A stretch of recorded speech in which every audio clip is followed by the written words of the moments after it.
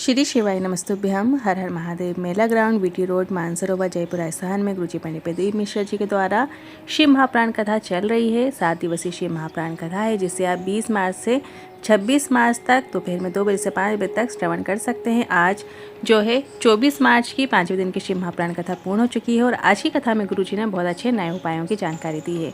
जिन्हें एकांतेश्वर महादेव के 2 नए उपायों की जानकारी दी है। बताए हैं कि एकांतेश्वर महादेव कैसे होते हैं, उनका स्वरूप क्या है। साथ ही कुंदकेश्वर महादेव के 2 नए उपायों की जानकारी दी है और एक विशेष मंत्र के बारे में बताया है। बेलपत्री के वृक्ष वाले भी उपाय की जानकारी दी है और माता अशोक सुंदरी की कथा भी सुनाई है कि माता अशोक सुंदरी का प्रागट्य कैसे हुआ और उनसे जुड़ा कुमकुम वाला उपाय भी बताया है, कैसे करना है, किस लिए किया जाता है। सभी जानकारी आज के इस वीडियो में आपको प्राप्त होगी। साथ ही आपको आज के इस वीडियो में जो शिव महाप्राण कथा हम रोज पढ़ते हैं, अपने ही घर में शिव महाप्राण कथा हम पढ़ते हैं, तो उसके जो मेन चीज़ें आती हैं, जो बहुत अच्छी जानकारियाँ उससे हमें प्राप्त होती हैं, तो वह हम आप लोगों तक इसी वीडियो के माध्यम से पहुँचाने का कार्य करेंगे। आज की कथा में गुरु जी ने कुल 18 उपाय पत्रोपी की जानकारियाँ दी हैं। किसी कारणवश यदि आपने आज की कथा नहीं सुन पाए हैं तो पूरी कथा का रास्ता तो आपको एक छोटे से वीडियो से प्राप्त होगा।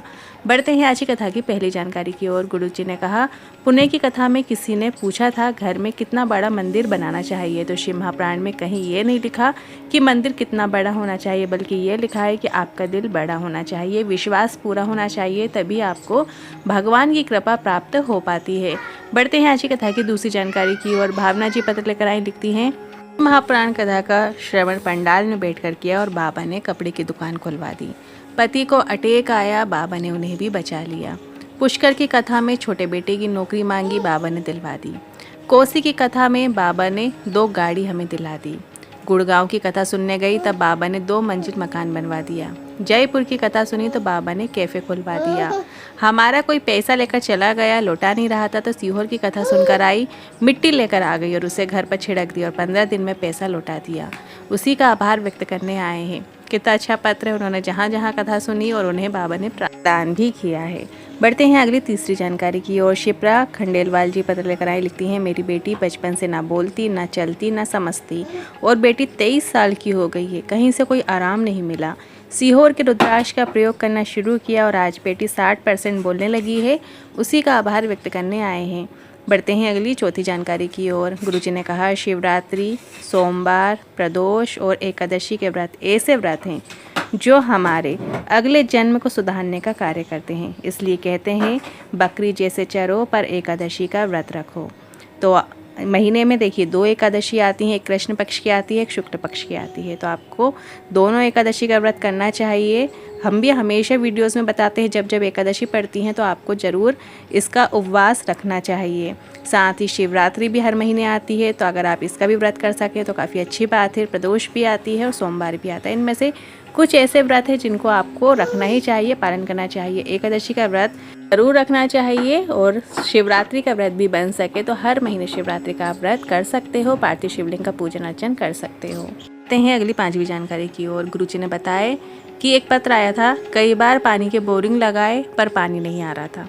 शिव पंचायत का स्मरण करते हुए जल चढ़ाकर जल विशेष जगह पर डालकर वहां बोर करवाई और जल निकल गया, पर सोचता कि जब तक जल व्यासपीठ तक नहीं पहुंचेगा तब तक उपयोग नहीं करेंगे, और आज जल पहुंच गया है। उसी का आभार व्यक्त करने आए हैं। बढ़ते हैं अगली 6वीं जानकारी की ओर। बीबी रानी जी पत्र लेकर आई, लिखती हैं, 15 साल से संतान सुख नहीं था, पहली बार आपकी कथा सुनना शुरू किया, सफ़ेद आंकड़े की जड़ का प्रयोग किया और सीहोर जाकर कंकर शंकर का पूजन किया और 15 साल के बाद संतान सुख हुआ है। उसी का आभार व्यक्त करने आए हैं। बढ़ते हैं अगली 7वीं जानकारी की ओर। गुरुजी ने आज एकांतेश्वर महादेव के नए उपाय की जानकारी दी है। गुरुजी ने कहा, यदि बेटा या बेटी जो भी आपके घर के बच्चे हैं वो गलत मार्ग पे जा रहे हैं, बहुत व्यसन में डूबे हुए हैं, या परिवार का कोई भी सदस्य यदि गलत मार्ग पे चल रहा है, व्यसन में डूबा हुआ है, गलत दोस्तों से संपर्क में है, तो एकांतेश्वर महादेव को लाल चंदन का श्रृंगार करना चाहिए और शिवलिंग पर लाल चंदन का जल भी अर्पित करना चाहिए और थोड़ा सा प्राप्त कर उस व्यक्ति के ऊपर उस जल का छिंटन, 1 बूंद जल का आचमन उस व्यक्ति को करा देना चाहिए। उससे व्यक्ति की बुद्धि में सुधार आएगा।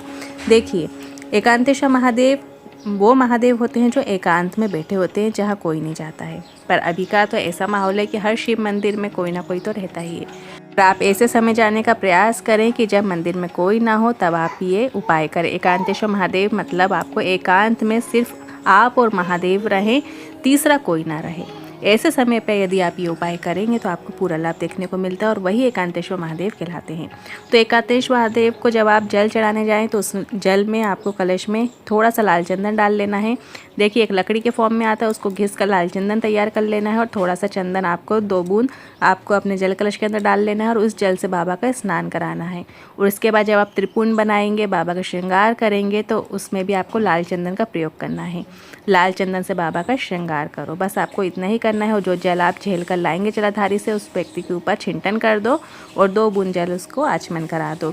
इस तरीके से ये उपाय किया जाता है यदि बेटा या बेटी गलत मार्ग पे चल रहे हैं, बहुत व्यसन में डूबे हैं, गलत दोस्तों से संपर्क में हैं, अपशब्दों का प्रयोग करते हैं, तो एकांतेश्वर महादेव का स्मरण करें और इस तरीके से लाल चंदन का श्रृंगार करें। ये उपाय आप सोमवार के दिन कर सकते हैं या कभी भी किसी भी दिन उपाय आप ये वाला कर सकते हैं। 25 मार्च नवरात्रि सप्तमी में भी आप इस उपाय को कर सकते हैं। एकांत में महादेव आपको बस बैठे मिल जाएं और आप 1 लोटा जल चढ़ा दें, लाल चंदन से उनका श्रृंगार कर दें। बढ़ते हैं अगली 8वीं जानकारी की ओर। गुरुजी ने कहा यदि शरीर में कहीं पर भी किसी भी प्रकार का चर्म रोग आ गया है, काली चमड़ी पड़ गई है, काली स्किन हो गई है या सफ़ेद स्किन हो गई है या दाग धब्बे आपके शरीर में हो गए हैं, तो एकांतेश्वर शिवलिंग पर 5 वृक्ष की पत्तियां आपको अर्पित करना चाहिए। जो जल है वो भी अर्पित करें। थोड़ा सा जल समस्या में लगा लो, कुछ देर बैठकर श्री शिवाय नमस्तुभ्यम का जाप करना शुरू करो। कोई भी रोग मुक्ति का उपाय करने से पहले इस बात का ध्यान रखें कि सबसे पहले आप डॉक्टर को भी दिखाएं, पूरा ट्रीटमेंट लें। उसके साथ साथ ये सरल आसान उपाय गुरुजी के बताए, हमारे श्री महाप्राण के द्वारा बताए गए उपाय आप कर सकते हैं, आपको लाभ ज़रूर देखने को मिलेगा। इस उपाय में सिर्फ आपको क्या करना है, एकांतेश्वर महादेव जो अभी हमने बताए, एकांतेश्वर महादेव के ऊपर आपको क्या करना है, 5 वृक्ष की पत्तियाँ, कोई भी 5 वृक्ष की 5 पत्तियाँ आपको ले लेना है और वो अर्पित कर देना है। और उसके बाद 1 कलश जल आपको अर्पित कर देना है और थोड़ा सा जल आपको झेल लेना है एकांतेश्वर महादेव का स्मरण करते हुए। और फिर जल को जहाँ आपकी स्किन काली पड़ रही है, जहाँ पे भी आपको चर्म रोग हो गया है, वहाँ पे आप वो जल को औषधि रूप में लगा सकते हैं। बढ़ते हैं अगली 9वीं जानकारी की ओर। गुरुजी ने बताया एकांतेश्वर महादेव का कि कोई ज़मीन बिक नहीं रही है, प्लॉट नहीं बिक रहा है और वो बिकना आवश्यक है, तो एकांतेश्वर महादेव पर कनेर का पुष्प आपको अर्पित करना चाहिए और कनेर के पुष्प को प्राप्त भी कर लेना चाहिए। एकांतेश्वर महादेव मतलब एकांत में महादेव रहें और आप रहें, तब आपको एक कनेर का पुष्प शिवलिंग के ऊपर एकांतेश्वर महादेव का स्मरण करते हुए कर देना है और इसके बाद आपको उसी कनेर के पुष्प को वापस प्राप्त कर लेना है। कनेर का पुष्प जो आपने प्राप्त कर लेकर आए हो ना, उसको आपको उसी भूमि पर ले जाकर पटक देना है जो भूमि बिक नहीं रही है या जो प्लॉट आपका बिक नहीं रहा है, तो वहाँ पर आपको उस कनेर के पुष्प को जाकर पटक देना है। इस तरीके से ये उपाय को आपको करना है। ये उपाय भी आप कभी भी किसी भी दिन कर सकते हैं। बढ़ते हैं अगली 10वीं जानकारी की ओर। कुंदकेश्वर महादेव से जुड़े नए उपायों की गुरुजी ने आज की कथा में जानकारी दी है। यदि रजो धर्म से जुड़ी हुई समस्याएं चल रही हैं तो कुंदकेश्वर महादेव का नाम लेकर शिवलिंग पर 1 दूर्वा आपको अर्पित करना होती है और 1 कलश जल आपको अर्पित करना होता है। फिर जो दूर्वा आपने अर्पित की है उसको वापस आपको प्राप्त कर लेना है और जो जल आपने चढ़ाया है उसको भी थोड़ा सा कलश में आपको झेल कर ले आना है। दूर्वा को दोपहर के समय आचमन कर लेना है और जो जल का आचमन आपने जो जल लेकर आए हो ना, उसका आचमन आपको 3 बार करके दोपहर को कुंदकेश्वर महादेव का नाम लेकर करना है। मतलब जो जल है आपने जो कलश में झेल कर लाए हो उसको आपको 3 बार आचमन करना है, एक साथ ही करना है और कुंदकेश्वर महादेव का स्मरण करते हुए करना है। दूर्वा भी ले लेना है आपको दोपहर में और दोपहर में ही आपको जल का आचमन करना है। कोई भी रोग मुक्ति का उपाय करने से पहले इस बात का ध्यान रखें कि सबसे पहले डॉक्टर को दिखाना है और पूरा ट्रीटमेंट लेना है और उसके साथ ये सरल आसान उपाय करना है। आपको लाभ ज़रूर देखने को मिलेगा। बहुत ही अच्छा और सरल उपाय है रजत धर्म से जुड़ी हुई समस्या के लिए, जो कि आप 25 मार्च नवरात्रि सप्तमी तिथि में भी कर सकते हैं या सोमवार के दिन भी आप इस उपाय को कर सकते हैं। अगली 11वीं जानकारी की ओर। कुंदकेश्वर महादेव के उपाय से जुड़े एक और बताए हैं कि कई पुरुष बोलते हैं छाती में गैस फंस गई, छाती में दर्द देता रहता है, सोकर उठो तो दर्द देता है, तो कुंदकेश्वर महादेव का नाम लेकर चावल का दाना और बेलपत्र आपको शिवलिंग पे अर्पित करना चाहिए। इसके बाद चावल के दाने को सुबह आपको आचमन कर लेना है और बेलपत्र को दोपहर के समय आचमन कर लो। बस आपको इतना ही करना है, लाभ ज़रूर देखने को मिलेगा। देखिए, जो चावल का दाना है और एक बेलपत्र जो आप सुबह सुबह जब जाएंगे शिवालय जाएंगे तब आपको अर्पित कर देना और वापस आपको चावल का दाना और जो बेलपत्र है उसे वापस प्राप्त कर लेना है कुंदकेश्वर महादेव का नाम लेके। फिर सुबह के समय जब आप वापस प्राप्त करके घर लेकर आओगे ना, तो सबसे पहले चावल का दाना घर आकर आपको खा लेना है, आचमन कर लेना है। और उसके बाद जो बेलपत्र बची रहेगी उसको आपको दोपहर के समय आचमन कर लेना है। बस आपको इतना ही करना होता है। साथ ही आप डॉक्टर को भी दिखाएं, डॉक्टर जो ट्रीटमेंट बोलें वो भी करें, और ये उपाय भी आप कर सकते हैं। बढ़ते हैं अगली 12वीं जानकारी की ओर। गुरुजी ने आज एक नए उपाय की जानकारी देते हुए कहा कि आज कहना चाहेंगे माताएं बहनें जिन्हें रजो धर्म से जुड़ी हुई समस्याएं चल रही होती हैं या बच्चेदानी से जुड़ी हुई जो भी समस्याएं चल रही होती हैं, तो डॉक्टर को तो दिखाओ, साथ में आपको ये उपाय करना है। एक बिल्व पत्र लें, नाथ के मंदिर जाएं और कुंदकेश्वराय नमः, कुंदकेश्वराय नमः, कुंदकेश्वराय नमः, ऐसा आपको 3 बार या 7 बार या 11 बार नाम जाप करके, मंत्र जाप करके शिवलिंग पर आपको उस बेलपत्र को अर्पित कर देना है और उसे प्राप्त कर कर उस बेलपत्र का आपको आचमन कर लेना है। तो आपको लाभ ज़रूर देखने को मिलेगा। बहुत ही सरल और आसान उपाय है। ये उपाय आप कभी भी किसी भी दिन कर सकते हैं। आप चाहो तो कल 25 मार्च नवरात्रि सप्तमी तिथि में इस विशेष उपाय को कर सकते हैं। बढ़ते हैं अगली 13वीं जानकारी की ओर। माता पार्वती के 2 स्वरूप हैं, बहुत फलदायी हैं, एक अपर्णा और एक माँ तिलकेश्वरी, जो कि कल की कथा में भी गुरुजी ने बताए थे। आज भी कथा में गुरुजी ने बताए हैं अपर्णा और तिलकेश्वरी माता के बारे में। कभी कोई बच्चा शरीर से कमज़ोर है, बहुत दुर्बल है, बार बार गिर जाता है, लगवा या पैरालिसिस होने पर भी आप इस उपाय को कर सकते हैं। 7 बेलपत्र का कमल दल आपको बना लेना है। 7 बेलपत्र लेना है, उसको फूल जैसा बना लेना है, डंडी अंदर की ओर करें, पत्ती बाहर की ओर करें, ऐसा करके आपको एक कमल पुष्प रूप में आपको बना लेना है। फिर इसको आपको शिवलिंग पे अर्पित कर देना है। ये उपाय आपको प्रदोष के दिन करना होता है और प्रदोष काल में करना होता है, मतलब शाम के समय करना होता है। सूरज ढलने के 45 मिनट पहले का समय, बाद का समय प्रदोष काल कहलाता है। इसके बाद आपको 7 चावल के दाने भी शिवलिंग के ऊपर अर्पित कर देना है। इसके बाद 7 बेलपत्र और 7 चावल के दाने आपको वापस प्राप्त कर लेना है। चावल का दाना रोज आपको एक पीस कर भोजन में मिलाकर बच्चे को खिलाना शुरू करना है। और बेलपत्र की पत्ती भले ही सूख जाए पर उसे पीस कर भोजन में मिलाकर या थोड़ी सी मात्रा में भी आप उस बच्चे को खिलाएंगे तो आपको लाभ ज़रूर देखने को मिलेगा। 7 दिन आपको ये उपाय करना है, मतलब प्रदोष के दिन आप ये उपाय करेंगे तो अगले दिन से 7 दिन तक आपको वो चावल का दाना और बेलपत्र थोड़ी थोड़ी मात्रा में आपको बच्चे को खिलाना शुरू करना है। आपको लाभ ज़रूर देखने को मिलेगा। साथ ही डॉक्टर को भी दिखाओ, डॉक्टर जो दवाइयाँ दे रहे हैं वो भी आप इस्तेमाल करो, साथ साथ ये उपाय करो, आपको पूरा लाभ देखने को मिलेगा। बच्चा जल्दी ही स्वस्थ होगा। बढ़ते हैं अगली 14वीं जानकारी की ओर। शिव महापुराण की कथा कहती है, जिन लड़के या लड़की का विवाह नहीं होता है, 25 साल 30 साल 35 साल के हो गए हैं, तो एक नियम बना लो, 1 लोटे में जल भर लो और अपने आसपास या मंदिर प्रांगण में यदि नीम का वृक्ष लगा होता है कि माता का स्वरूप माना जाता है, तो आप देवी माँ का स्मरण करते हुए 1 कलश जल नीम के वृक्ष में चढ़ाना शुरू करो। माँ शीतलता के स्वरूप में आप पर कृपा जरूर करेंगी, शीघ्र विवाह आपका होकर रहेगा। अभी नवरात्रि चल रही है तो आप ये उपाय अभी 3 दिन के बचे हुए हैं तो ज़रूर करें, आपको जल्द से जल्द लाभ देखने को मिलेगा। बढ़ते हैं अगली जानकारी की ओर। गुरुजी ने कल की कथा में बताए थे कि शरीर के अंदर बच्चेदानी में या पुरुष में कहीं पर भी यदि गांठ हो जाती है तो डॉक्टर को तो इलाज कराना ही है। साथ में 1 लोटा जल तिलकेश्वरी माता और तिलकेश्वर महादेव का नाम लेकर शिवलिंग पर जो कटी भाग होता है शीतल जल आपको अर्पित करना और उसी जल का आचमन भगवान का यही नाम लेकर करना है। तिलकेश्वरी माता और तिलकेश्वर महादेव का नाम लेते हुए जल चढ़ाएं और उसी नाम से आपको आचमन करें। इस जल को अपनी समस्या पे भी लगाएं तो 20 से 22 दिन लगेंगे, गांठ गल जाएगी, ये निश्चितता है। जल सिर्फ आपको कटी भाग में ही अर्पित करना है। जो माता पार्वती के गोल कटी भाग होता है, सी आकृति होती है, उसी में सिर्फ उतनी ही जगह पे आपको उस जल को अर्पित करना होता है और फिर उसी जल को आपको आचमन करना होता है। इस उपाय पे ध्यान रखें कि तिलकेश्वरी माता और तिलकेश्वर महादेव के नाम का स्मरण करना है। अगला है, गठिया हो गया है या सोराइसिस हो गया है, थायराइड जैसी बीमारी यदि शरीर में है, तकलीफ दे रही है तो डॉक्टर को दिखाओ। साथ में गुरुजी के बताए ये उपाय भी आप कर सकते हैं। इस उपाय को करने के लिए आपको 7 दूर्वा की आवश्यकता होगी। 7 दूर्वा आपको शिवलिंग पर 7 स्थान पर रख देना है और जल शिवलिंग के कटी भाग में ही माता तिलकेश्वरी और तिलकेश्वर महादेव का नाम लेते हुए जल चढ़ा देना है, अर्पित कर देना है। बाद शिवलिंग पे जो आपने 7 दूर्वा अर्पित की है उसको आपको वापस प्राप्त कर ले आना है और रोज 7 दिन तक 1-1 दूर्वा का आपको आचमन करना है। आपको लाभ ज़रूर देखने को मिलेगा।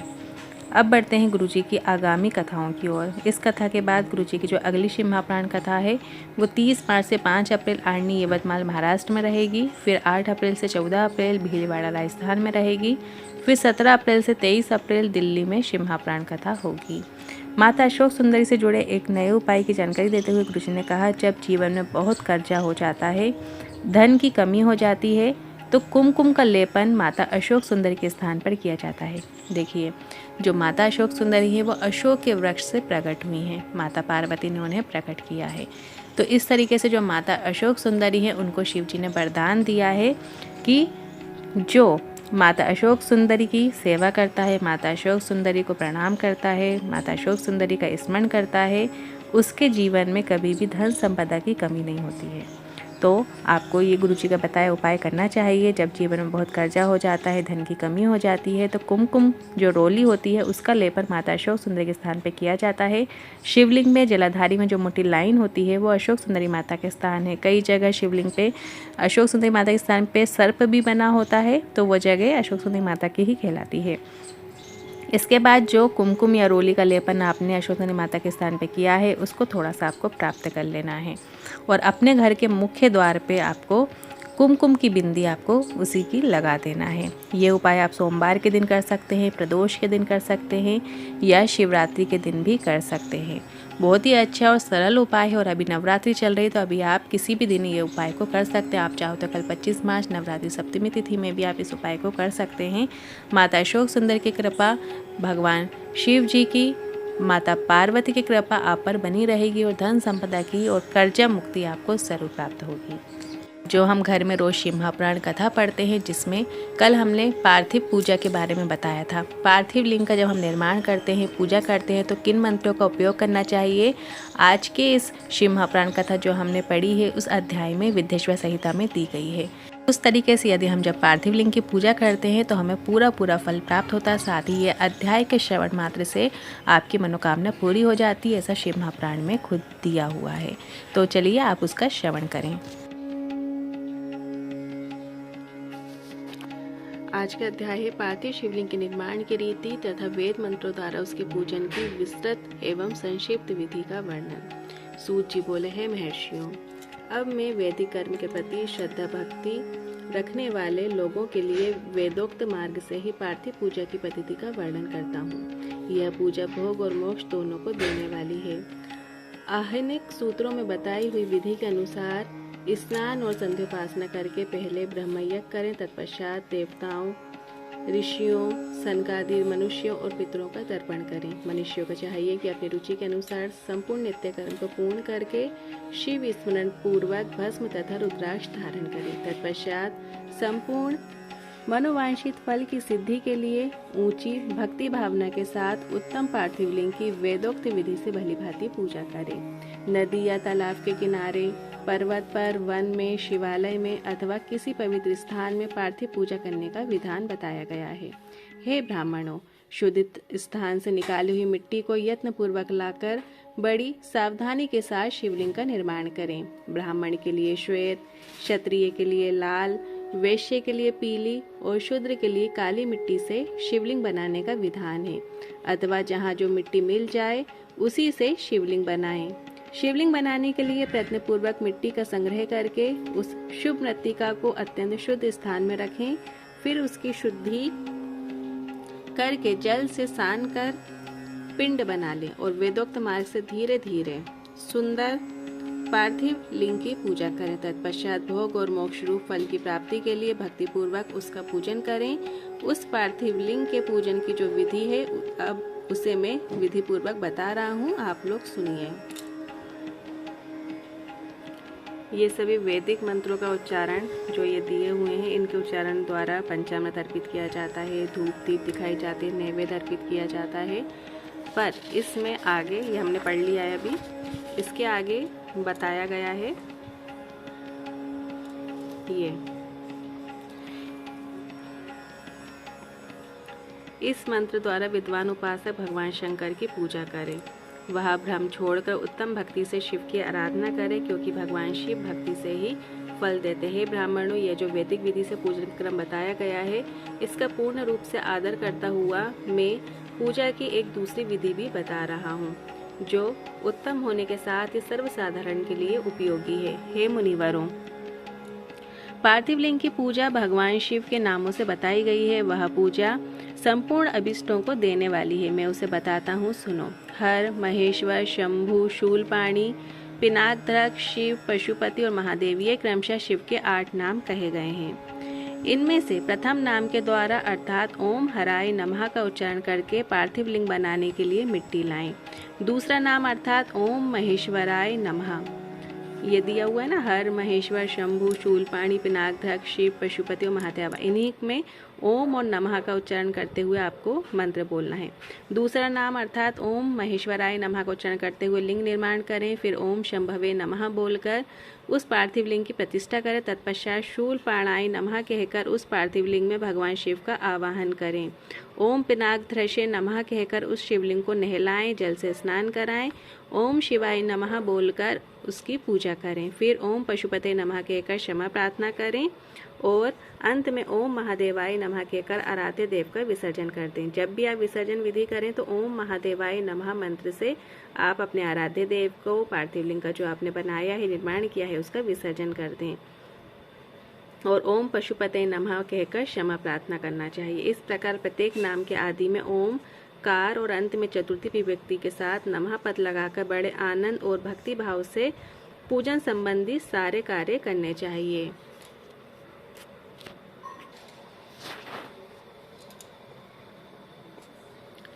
अब दिया हुआ है, भगवान महेश्वर का प्रतिदिन इस प्रकार आपको ध्यान करना चाहिए।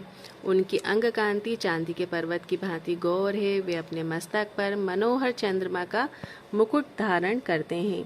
रत्नों के आभूषण धारण करने से उनका श्री अंग और भी उद्भासित हो उठा है। उनके चारों हाथों में क्रमशः परशु, मृग मुद्रा, वर एवं अभय मुद्रा सुशोभित है। वे सदा प्रसन्न रहते हैं। कमल के आसन पर बैठे हुए हैं।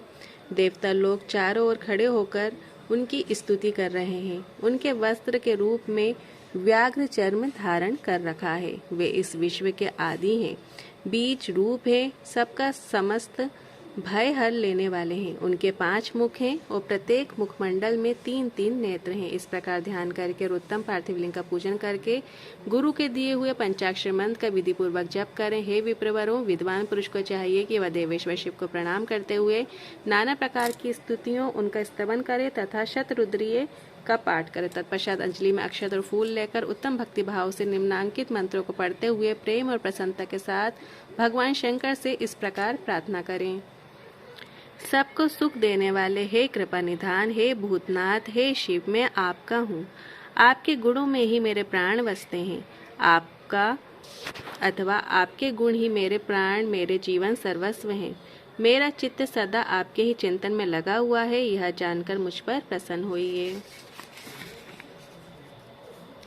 कृपा कीजिए हे शंकर, मैंने अनजाने में अथवा जानबूझकर यदि कभी आपका जप और पूजन आदि किया हो तो आपकी कृपा से वह सफल हो जाता है। हे गौरीनाथ, मैं इस समय महान पापी हूँ और आप सदा से ही परम महान पतित पावन हैं। इस बात का विचार करके आप जैसा चाहें वैसा करें। हे महादेव, मैं सदाशिव, वेदों और पुराणों, नाना प्रकार के शास्त्रीय सिद्धांतों और विभिन्न महर्षियों ने भी अब तक आपको पूर्ण रूप से नहीं जाना है, तो फिर मैं कैसे जान सकता हूँ। हे महेश्वर, मैं जैसा हूँ वैसा ही उसी रूप से संपूर्ण भाव से आपका हूँ, आपके आश्रित हूँ, इसलिए आपसे रक्षा पाने के योग्य हूँ। हे परमेश्वर, आप मुझ पर प्रसन्न होइए। हे मुने, इस प्रकार प्रार्थना करके हाथ में लिए हुए जो अक्षत हैं, पुष्प हैं, उन्हें भगवान शिव को चढ़ाकर उन शंभुदेव को भक्ति भाव से विधि पूर्वक साष्टांग प्रणाम करे। तदंतर शुद्ध बुद्धि वाला उपासक शास्त्रोक्त विधि से इष्ट देव की परिक्रमा करे और श्रद्धा पूर्वक स्तुतियों द्वारा देवेश्वर शिव की स्तुति करे। इसके बाद गला बजाकर गले से अव्यक्त शब्द का उच्चारण करके पवित्र एवं विनीत चित्त वाला साधक भगवान को प्रणाम करे। फिर आदर पूर्वक विज्ञप्ति करे और उसके बाद विसर्जन करे। हे मुनिवर, इस प्रकार विधि पूर्वक पार्थिव पूजा बताई गई जो भोग और मोक्ष को देने वाली तथा भगवान शिव के प्रति भक्ति भाव को बढ़ाने वाली है। जो मनुष्य इस अध्याय का शुद्ध चित्त से पाठ अथवा श्रवण करता है वह सभी पापों से मुक्त होकर सभी कामनाओं को प्राप्त करता है। यह उत्तम कथा दीर्घायुष्य, आरोग्य, यश, स्वर्ग, पुत्र, पौत्र आदि सभी सुखों को प्रदान करने वाली है। अब कल हम पढ़ेंगे कामना भेद से पार्थिव लिंग के पूजन का विधान। ये विद्येश्वर संहिता का अगला अध्याय रहेगा। आज के लिए ये अध्याय हमने पढ़ा है। हर हर महादेव।